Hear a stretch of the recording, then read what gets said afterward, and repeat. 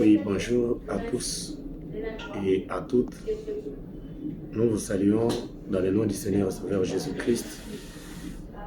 Nous venons par cette vidéo telle que nous vous l'avions déjà annoncé ou promis, que nous aurons à mettre à votre disposition chaque fois les exhortations de la parole, les prédications vidéo, les prédications audio, les références bibliques, les citations, parce que nous sommes toujours au service du Seigneur.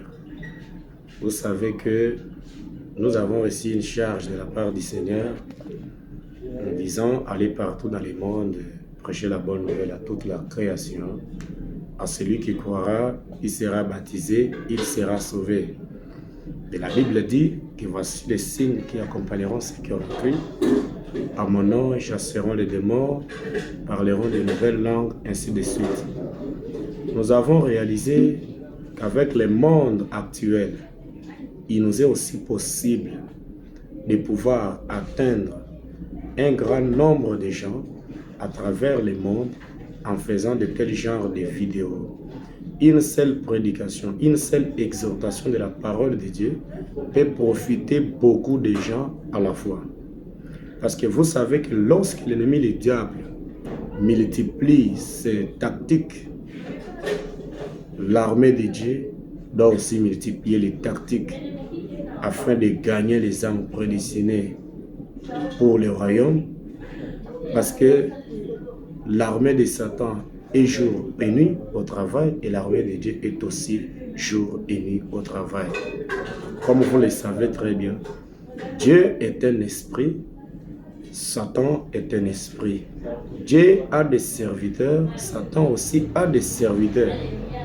Et les serviteurs de Satan sont les agents des ténèbres. Et ils ont des missions toujours de ténèbres. Parce que leur camp est un camp de ténèbres qui ne produit que le mal. Maintenant, les serviteurs de Dieu sont des agents de lumière parce qu'ils témoignent de Jésus-Christ. Ils viennent rendre témoignage de la lumière qui est Jésus-Christ, cette grande lumière brillante. Et c'est pour vous dire que Jésus-Christ est cette grande lumière brillante. Et ceux qui croient en lui ne demeurent plus dans l'obscurité, ne marchent plus dans les ténèbres, mais cette fois-ci, ils marchent dans la lumière parce que Jésus-Christ éclaire leur voie. Et je crois bien que nous avons choisi notre premier chapitre selon que nous avons été conduits par l'Esprit du Seigneur.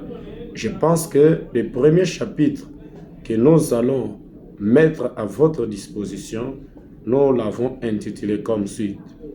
Ne dire, ne croire et ne vivre que ce que Dieu a dit dans sa parole. Parce que quand nous aurons à mettre des prédications, des exhortations et toutes sortes de choses pouvant aider l'Église, nous allons les faire tout en nous basant sur la parole de Dieu. Alors nous devons d'abord comprendre l'importance, l'intérêt qu'il y a dans le fait de ne dire, de ne croire et de ne vivre que ce que Dieu a dit dans sa parole. C'est là notre premier point, ou soit notre premier chapitre. Et je crois que ce premier chapitre, nous l'avons divisé sous 3 points. Sous 3 points. Le premier point, nous allons parler donc de la Bible.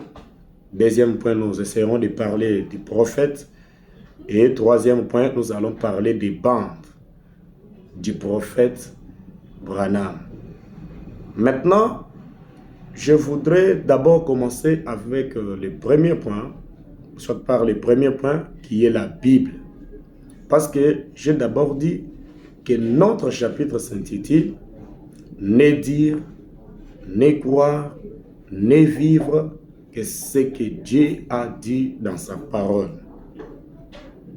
La Bible, nous croyons tous, nous qui croyons en Dieu, que la Bible est le livre de Dieu.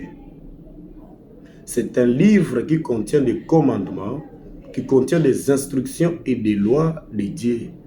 Parce que Dieu est un chef organisé. Il a des instructions, il a des lois.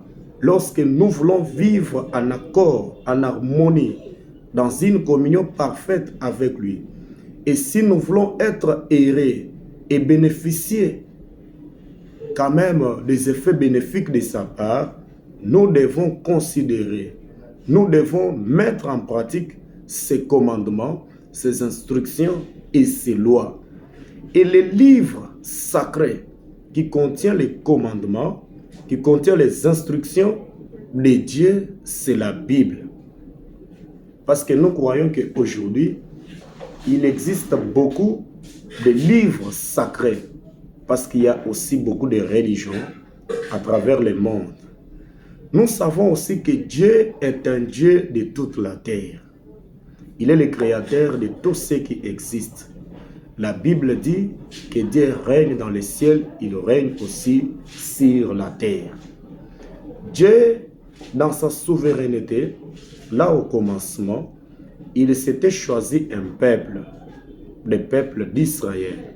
C'était un peuple qui devait porter son nom. Et au milieu de ce peuple, Dieu devait s'identifier.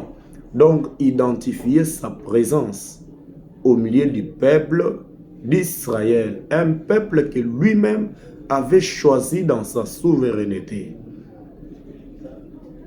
Il a choisi ce peuple.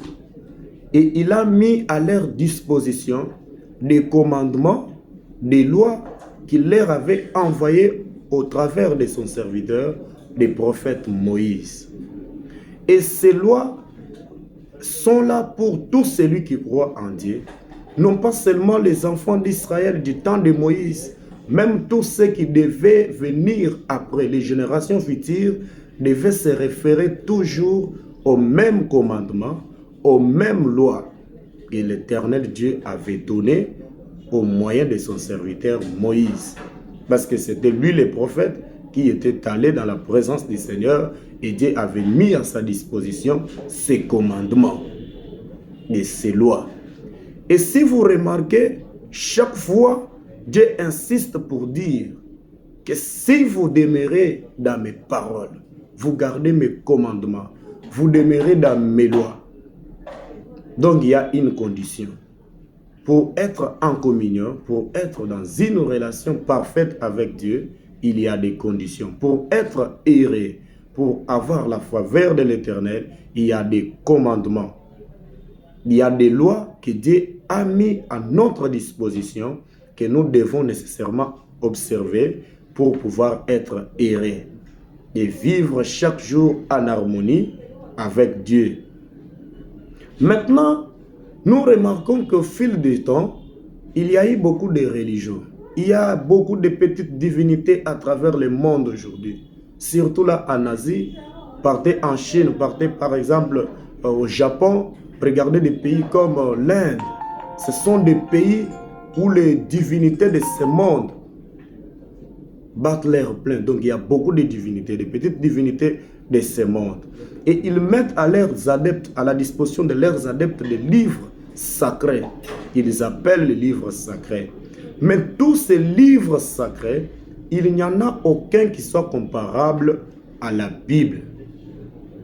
Maintenant, remarquez, lorsque Jésus-Christ, qui était le reflet du Dieu invisible, est venu dans ce monde, de tous les livres sacrés, il a approuvé un seul livre. Et c'est le seul livre qu'il a lu. Et il a attiré l'attention des gens sur les écritures de ce livre-là. Donc il s'agit de la Bible. Jésus n'a jamais approuvé d'autres livres sacrés que nous pouvons avoir dans le monde. Donc en bref, je veux tout simplement dire que la Bible, c'est ça le livre de Dieu. C'est un livre prophétique. C'est un livre qui contient les paroles, les commandements, les instructions de notre Créateur.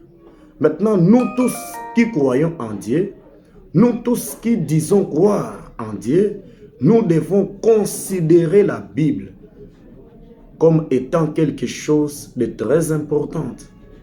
Parce que lorsque nous vivons selon la Bible, nous vivons selon tous les principes de la parole qui se retrouvent dans la Bible. Cela nous attire premièrement la vie, l'Éternel et deuxièmement, la faveur de l'Éternel, comme il est écrit comme cela dans le livre de Proverbes chapitre 8. Maintenant, écoutez ce que Dieu dit pour ce qui est de ses lois et ses commandements dans la Bible. Dans le livre de Deutéronome chapitre 12 au verset 32, la Bible dit ceci: vous observerez et vous mettrez en pratique toutes les choses que je vous ordonne. Vous n'y ajouterez rien et vous n'en retrancherez rien. Donc nous comprenons que la parole de Dieu est verrouillée. La parole de Dieu est absolue.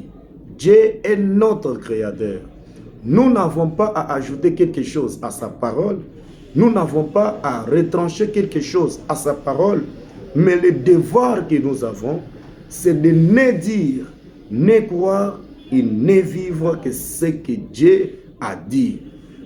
Voilà ce qui peut nous permettre d'être heureux aujourd'hui sur cette terre. Ce qui peut nous permettre d'avoir la vie et obtenir la faveur de l'Éternel. Je mets encore à votre disposition cette autre écriture de la Bible pour pouvoir renforcer ce que nous sommes en train de dire. Nous sommes dans le livre de l'Apocalypse. Apocalypse au chapitre 22. Nous allons prendre le verset 6 jusqu'à 7. Suivez aussi ce que Dieu dit au sujet de sa parole qui se retrouve dans la Bible. Apocalypse chapitre 22, verset 6 jusqu'à 7. Suivez. Excusez. La Bible dit ceci. C'est l'apôtre Jean qui parle. Il me dit, ces paroles sont certaines et véritables. Et le Seigneur, le Dieu des esprits des prophètes, a envoyé son ange pour montrer à ses serviteurs les choses qui doivent arriver bientôt. Voici, je viens bientôt. Voici, je viens bientôt. Et reste celui qui garde les paroles de la prophétie de ce livre. Donc vous remarquez que tout le monde dans ce monde, il n'y a personne qui ne veut pas être heureuse sur cette terre. Mais pour être une personne heureuse, pour avoir premièrement la vie, pour obtenir la faveur de l'Éternel, vous comprenez qu'il y a des conditions. Parce qu'aujourd'hui, il y a des gens qui vivent dans ce monde comme s'ils existent par eux-mêmes, tout en reniant l'existence du Dieu créateur. Je vous apprends aujourd'hui que le Dieu suprême, le Dieu créateur existe. Et vous tous qui allez me suivre, vous n'existez pas par vous-même. Il y a quelqu'un qui a rendu votre existence possible. Mais ce quelqu'un-là, c'est Dieu. Il a des lois, il a des instructions, il a des commandements selon lesquels nous devons vivre pour avoir la vie, pour obtenir une faveur de sa part et pour être heureux. Vous avez suivi vous-même au verset 7 de l'Apocalypse 22, la Bible qui dit « Voici je viens bientôt, heureux celui qui garde les paroles de la prophétie de ce livre. » Ça, c'était le deuxième témoin de la Bible. Je prends le troisième témoin de la Bible pour pouvoir renforcer ce que nous sommes en train de dire. Parce que nous ne le disons pas de nous-mêmes. Lorsque nous sommes appelés à servir Dieu, il y a déjà une voie tracée sur laquelle nous devons marcher. C'est la voie de sa parole. Nous n'avons pas à sortir de cette ligne-là et prétendre être en relation, prétendre être dans une communion parfaite avec Dieu.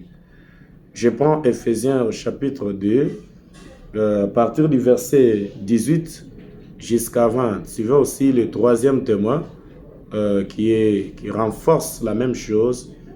que nous sommes en train de parler. Ici, c'est l'apôtre Paul qui parle. Il dit ceci: vous avez été édifiés sur les fondements des apôtres et des prophètes, Jésus-Christ lui-même étant la pierre angulaire. Vous comprenez? L'édification des croyants, l'édification des chrétiens est donc fondée ou basée sur l'enseignement des apôtres, sur l'enseignement des prophètes. Donc, toute la terre est invitée aujourd'hui à prendre conscience vis-à-vis de la parole de Dieu qui se retrouve dans la Bible, de considérer d'autres livres sacrés qui ne sont pas approuvés par Dieu. Les livres sacrés qui contiennent les paroles de Dieu, ses commandements et ses instructions, c'est la Bible. Et nous vous disons aujourd'hui que s'il y a une vision, il y a une parole, il y a n'importe quoi que ce soit, une prophétie, tout ce que nous devons recevoir ou considérer dans notre vie doit sortir dans la ligne de la parole. Lorsque cela part de côté, nous devons aussi mettre cela de côté. Parce que vous savez aussi une chose, le diable connaît que nous qui croyons en Dieu, notre force, notre résistance, c'est lorsque nous restons fermes dans la parole de Dieu et dans les prières. Et Satan trouve que lorsque nous marchons dans la parole, nous demeurons dans la volonté de Dieu, il n'a pas la possibilité de nous atteindre et de nous infliger sa volonté. Maintenant, quelles sont ces techniques? Chaque fois, il a toujours cherché à créer des choses qui éloignent les gens de la parole de Dieu, de la volonté du Seigneur. Parce qu'il sait bien que quand ils vont s'éloigner de leur Dieu, ils n'auront plus d'autre défense. Maintenant, je réveille votre conscience aujourd'hui que vous devez comprendre que votre défense se trouve en Dieu. C'est Dieu qui est votre défense. C'est Dieu qui est la source de tout ce dont vous avez besoin. Maintenant, ne faites pas l'erreur de sortir de la ligne de la parole de Dieu. Et je suis en train d'insister et de vous pointer la Bible pour vous dire que c'est ça le livre de Dieu. Et quelqu'un ne peut pas dire qu'il est croyant de la parole, mais il croit une partie de la Bible. Il dit que c'est ça une partie qui est inspirée et cette autre partie n'est pas inspirée. Là, ce n'est pas un vrai croyant. Parce qu'il n'y a pas de faiblesse en Dieu. Lorsque nous croyons que la Bible est le livre de Dieu et c'est la parole de Dieu, donc elle doit être parfaite de la Genèse à l'Apocalypse. Tout ce qui est dans la Bible est la parole de Dieu et est inspiré. Chaque véritable croyant doit tout faire pour se conformer à tout ce qui est dans la Bible. Nous avons dit que notre premier chapitre s'intitule « Ne dire, ne croire, ne vivre que ce que Dieu a dit dans sa parole ». Maintenant, écoutez les témoignages ou la déclaration du prophète Branham sur la Bible, parce qu'il y a beaucoup de gens aujourd'hui, surtout ceux qui n'ont pas encore pris le message de William Branham, beaucoup parmi eux se disent croire la Bible plus que nous qui avons déjà reçu des messages de William Branham.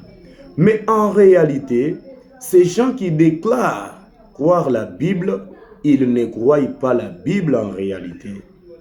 S'il y a une personne qui croit la Bible, qui a défendu la Bible, qui a prêché la Bible et qui a amené tous ses croyants à pouvoir considérer la Bible, c'est William Branham. Maintenant, suivez ses propres déclarations au sujet de la Bible. Nous sommes dans sa prédication intitulée « Des événements modernes rendus clairs par la prophétie ». Cette prédication était prêchée le dimanche 1er août 1965. Au paragraphe 14, nous allons descendre jusqu'à 17. Suivez ce que le messager dit. Le prophète dit ceci au sujet de la Bible. C'est le prophète Branham qui parle.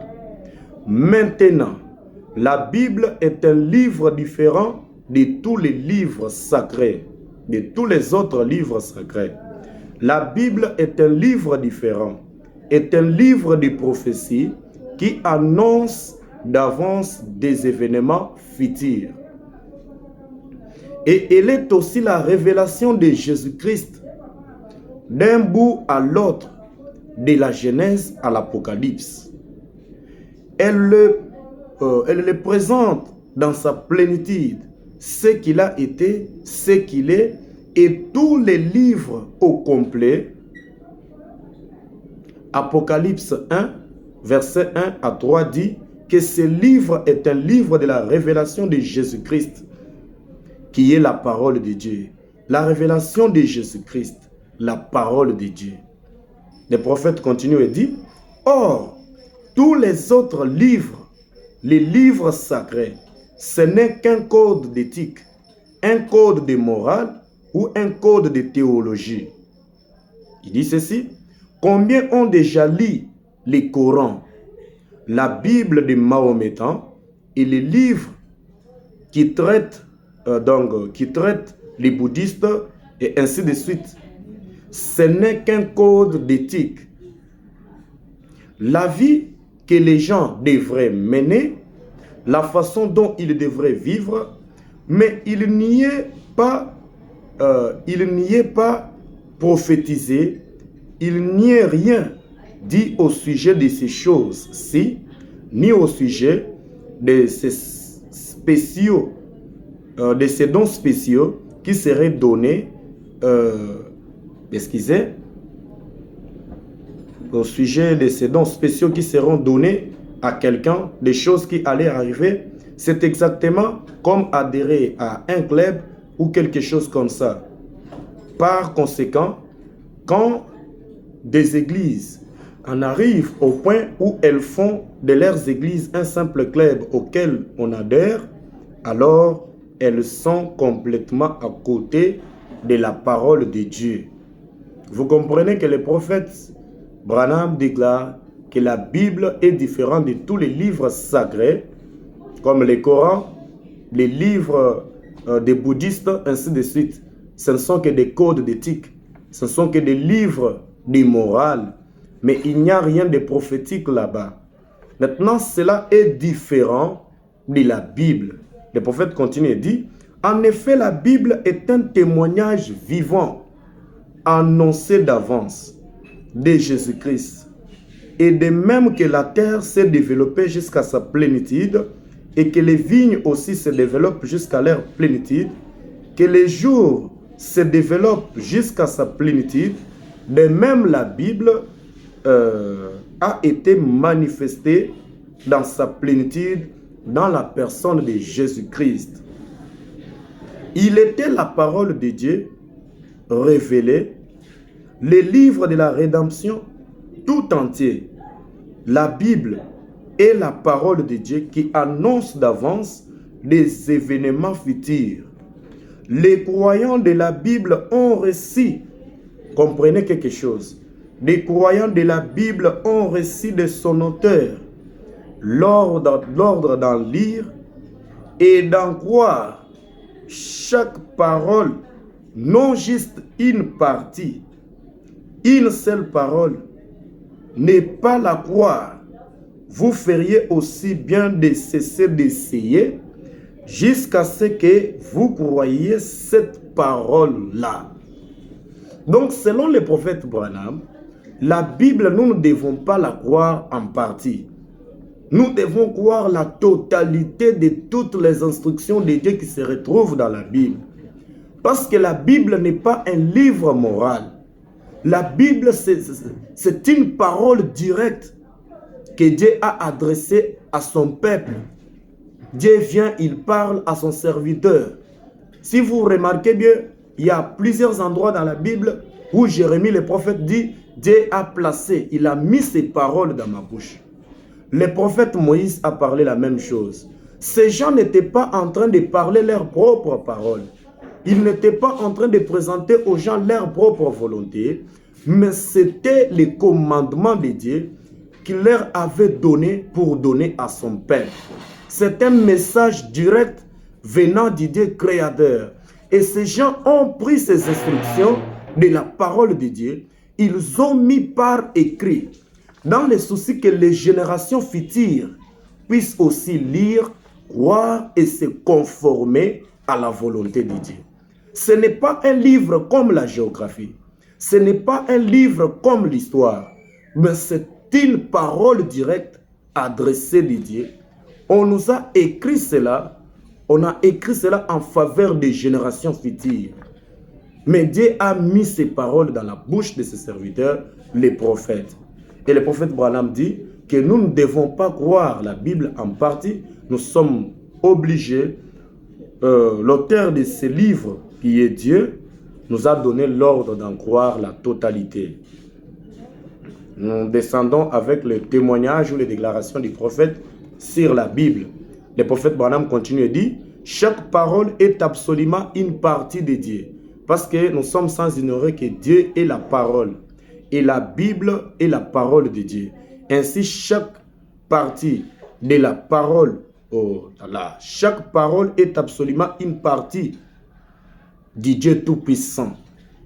Dieu manifesté, enveloppé dans sa parole pour montrer qui il est. Nous avons reçu l'ordre, en tant que croyants, d'en croire chaque parole. Et elle est écrite par l'auteur, Dieu lui-même.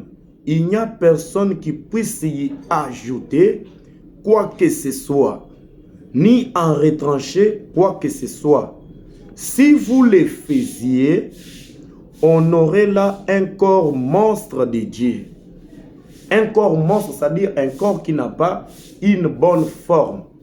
C'est-à-dire, vous avez pris vos idées, vous ajoutez cela à Dieu. Dieu ne veut pas être mélangé. Sa parole doit demeurer pure et parfaite, telle qu'il l'avait prononcée. Nous descendons avec le messager, je prends au paragraphe 26 à 28, vous comprenez encore ce que le prophète déclare sur la Bible. Il dit ceci, au paragraphe 26 de la même prédication. Nous sommes dans les événements rendus clairs par la prophétie. Mais cette Bible vous dit exactement qui, quand, où et quoi attendre. Et elle n'a jamais failli une seule fois. Ça, c'est la déclaration du prophète. La Bible n'a jamais failli une seule fois. C'est pourquoi, au cours d'une petite discussion, il n'y a pas longtemps avec un prêtre de l'église du Sacré-Cœur. Ici, il disait, Monsieur Branham, vous essayez de soutenir des argumentations par une Bible. Il disait, ça c'est l'histoire de l'église. J'ai dit, ce n'est pas de l'histoire. C'est Dieu lui-même sous forme écrite. J'ai dit, Dieu est dans la parole. Et quand tout ce qui est contraire, il dit, et que tout ce qui y est contraire soit reconnu pour un mensonge. J'ai sauté, excusez. Frère Branham lui a dit, j'ai dit ce n'est pas de l'histoire, c'est Dieu lui-même sous forme écrite. Et cet homme-là lui dit, il a dit, Dieu est dans son église. Alors le prophète Branham a refusé cette déclaration pour dire que Dieu est dans son église. Mais le prophète Branham affirme pour dire que Dieu est dans sa parole. Il dit que j'ai dit, Dieu est dans la parole et que tout ce qui y est contraire soit reconnu pour un mensonge. Car il a dit que ma parole soit reconnue pour vraie et que toute parole donne pour un mensonge.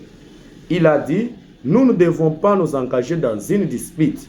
Donc cet homme-là a refusé déjà que frère Branham n'insiste pas sur la valeur de la Bible. Il dit, j'ai dit, je ne vous ai jamais demandé de vous engager dans une dispute. Mais la Bible dit bien, venez et plaidons ensemble. Là, c'est pour montrer à nos frères et sœurs qui n'ont pas encore crié, par exemple, ces messages de l'air et qui déclarent que nous, les croyants du message, nous ne croyons pas la Bible. Ça, ce sont là les déclarations sorties de la bouche du prophète Branham. Et le message de l'imam Branham, c'est un message qui est sorti de la Bible. Si ce message n'avait pas de traces dans la Bible, nous ne pouvons vraiment pas la croire. Les croire plutôt. Parce que le prophète dit, si quelque chose sort des principes ou de la ligne de la parole, mettez cela de côté et prenez la parole. Lorsqu'on présente une vision, lorsqu'on donne une prophétie, lorsqu'on donne un enseignement, mais qui ne cadre pas avec la Bible, le prophète Branham nous a dit de rejeter, de mettre cela à côté. Je prends le paragraphe 51 et puis nous allons déposer cette prédication et passer à un autre point sur lequel nous allons un peu parler ces jours. Nous sommes au paragraphe 51 de la même prédication. Le prophète dit ceci. Excusez. Paragraphe 51.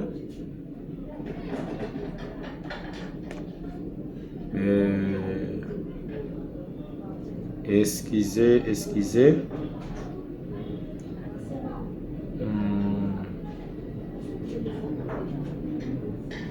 Excusez, ce n'est pas 51, c'est 57. Le prophète dit ceci.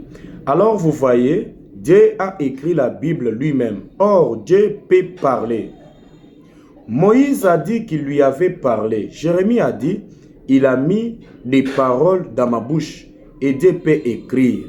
Il a écrit les 10 commandements avec son propre doigt. Il a écrit sur les murailles de Babylone. Et souvenez-vous, rien que dans l'Ancien Testament, 2000 fois les prophètes ont dit, ainsi dit le Seigneur. Et Dieu peut parler, Dieu peut écrire, certainement.